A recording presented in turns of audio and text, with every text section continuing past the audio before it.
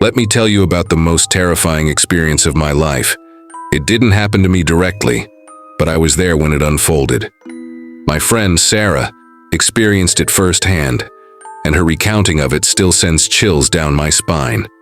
This story takes place during one of our school breaks, when Sarah, myself, and our friend Michael decided to spend a weekend at his family's cabin deep in the woods. Michael, always the adventurous one, thought it would be fun to explore the surrounding forest, roast marshmallows, and stay up telling ghost stories. We agreed. It sounded like the perfect getaway. We left early on a crisp Friday morning, our backpacks filled with snacks, water, and a few essentials. Michael's family cabin was about 2 hours away, and the last stretch of the journey involved hiking a narrow dirt trail that snaked through dense woods. By the time we reached the cabin, the sun was dipping low, casting long shadows across the clearing. The cabin itself was old but charming, made of weathered wood with a small porch and a chimney that leaned slightly to the left. It looked like something out of a fairy tale, nestled between towering trees that seemed to whisper in the wind. Michael's parents had stocked the cabin with supplies for the weekend, and after unpacking, we settled in. As dusk fell, we lit a fire outside and sat around it, laughing and sharing stories. Michael pointed out constellations while Sarah and I listened, captivated by the serenity of the place. At some point, an elderly man from a nearby cabin walked over. He introduced himself as Mr. Hargrove and chatted with us briefly. Before leaving, he gave us a strange warning. "Stay inside after dark," he said, his voice low and serious. "The forest has a life of its own at night. Don't go wandering no matter what you hear." We laughed it off as typical old man folklore, though Sarah seemed unsettled. "Do you think he meant it?" she asked later. "Of course not," Michael said with a grin. "He's probably just trying to scare us." That night, we stayed up late, playing cards and snacking on chips. The cabin creaked and groaned with the wind, but it felt cozy, the warm glow of the fireplace wrapping us in a blanket of safety. Around midnight, we decided to call it a night. Sarah and I shared the bedroom upstairs, while Michael took the pull-out couch downstairs. As I drifted off to sleep, I heard the faint hoot of an owl and the rustling of leaves outside. At some point during the night, I woke up to Sarah shaking me. Her face was pale, her eyes wide with fear. "Did you hear that?" she whispered. "Hear what?" I mumbled groggily. She pointed to the window. "Someone's outside." I sat up, listening intently. At first, there was nothing but the sound of the wind, but then I heard it, a faint tapping, like fingers drumming on the glass. We both froze, staring at the window. The curtains were drawn, so we couldn't see anything outside. "Probably a branch," I whispered, trying to calm her, and myself. But Sarah shook her head. "It's not random, it's rhythmic." She was right. The tapping followed a distinct pattern, like someone deliberately trying to get our attention. Unable to resist, I tiptoed to the window and peeked out. The moonlight illuminated the clearing, but I saw nothing unusual.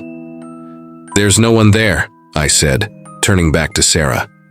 But her eyes were fixed on something behind me. "She's there," she whispered, her voice trembling. I spun around, but the clearing was empty. "What are you talking about?" Sarah wouldn't answer. She just pulled the blanket over her head and refused to speak. The next morning, Sarah seemed distant. She barely ate breakfast and kept glancing at the window. Michael teased her about being scared, but she didn't respond. We spent the day exploring the forest, though Sarah stayed close to the cabin. By evening, she seemed a bit more relaxed, and we convinced her to join us for another night of games and stories.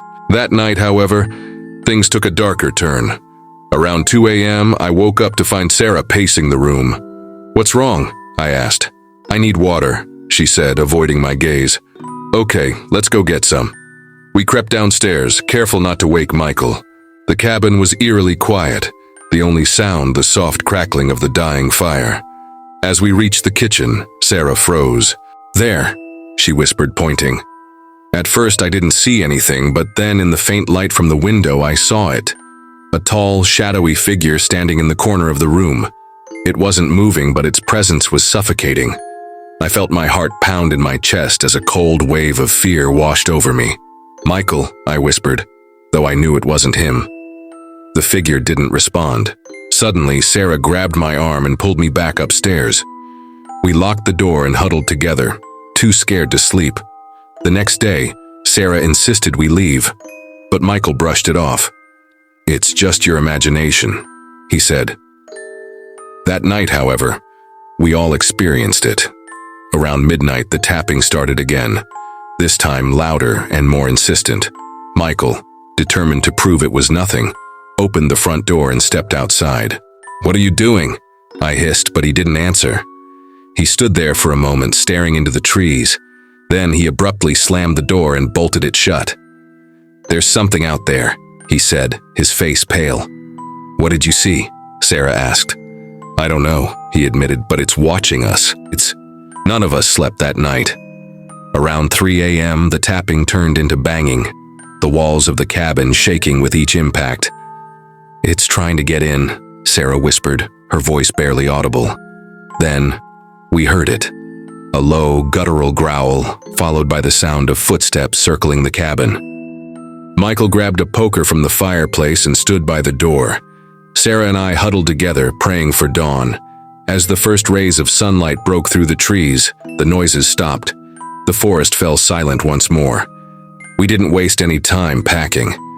By the time we left, the cabin felt like a tomb, heavy with an oppressive energy that made it hard to breathe. As we hiked back to the trailhead, none of us spoke. But just before we reached the car, Sarah stopped and turned to look back. "She's still there," she said quietly. Michael and I followed her gaze, but we saw nothing. To this day, Sarah refuses to talk about what she saw. As for me, I haven't been back to the woods since. Whatever was out there, it wasn't human, and I have no desire to encounter it again.